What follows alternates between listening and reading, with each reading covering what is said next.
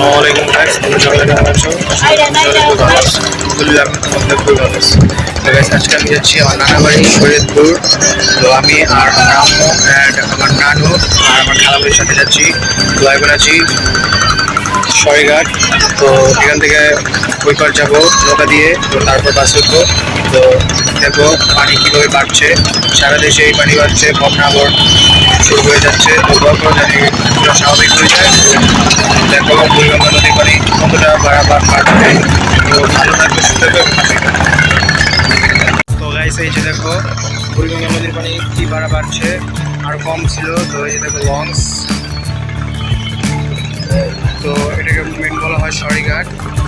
তো এখন আমরা যাব ওই পার নৌকা দিয়ে।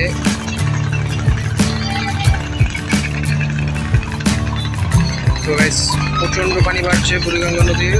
এত পানি আগে ছিল না, হঠাৎ করে বন্যা হওয়ার কারণে, ভারতের পানি তুলে দেওয়ার কারণে তো পানি বাড়ছে আমাদের দেশে আস্তে আস্তে। বিভিন্ন জায়গা তলিয়ে গেছে, নোয়াখালী, ফেনী, আরও বিভিন্ন জায়গা। তো গাইস, দেখো নৌকাঘাটে আছি আমরা এখন। তো গাইস, সাথেই থাকো, পাশে থাকো এবং দেখতে থাকো।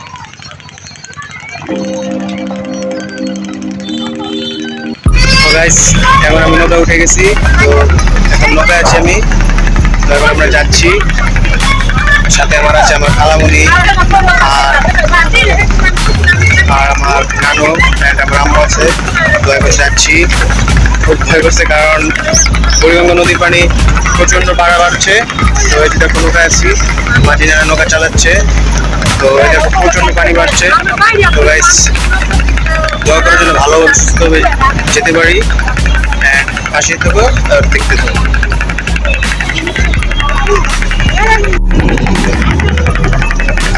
গাইস, এই যে দেখো নৌকা যাচ্ছে, আবার ট্রলার আছে, পানি অনেক স্রোত।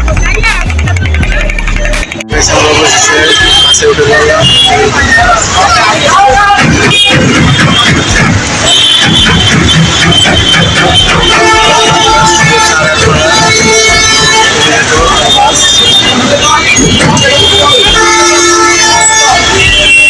সাথে দেখো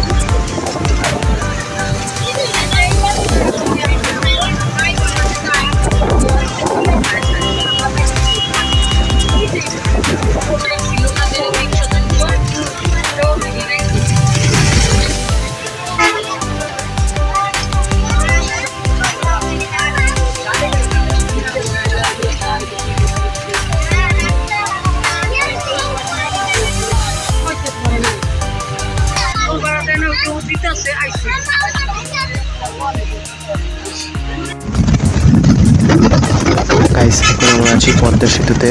তো ওই যে নদী দেখতে পাচ্ছ, ওটা পদ্মা নদী। আমরা এখন কাছে আছি, তো সাথে থাকো, পাশে থাকো এবং দেখতে থাকো। গাইস, ভাবলাম নানুর বাড়ি যাবো, তাই আর কি তোমাদের সাথে একটু শেয়ার করলাম। তো কেমন লাগলো অবশ্যই কিন্তু কমেন্ট করে জানাবেন। সাথে থাকো, পাশে থাকো, দেখতে থাকো। অবশেষে পৌঁছে গেলাম। তো আজকের মতো এই পর্যন্ত রইল। ভালো থাকবে, সুস্থ থাকবে। বাই, আল্লাহ হাফেজ।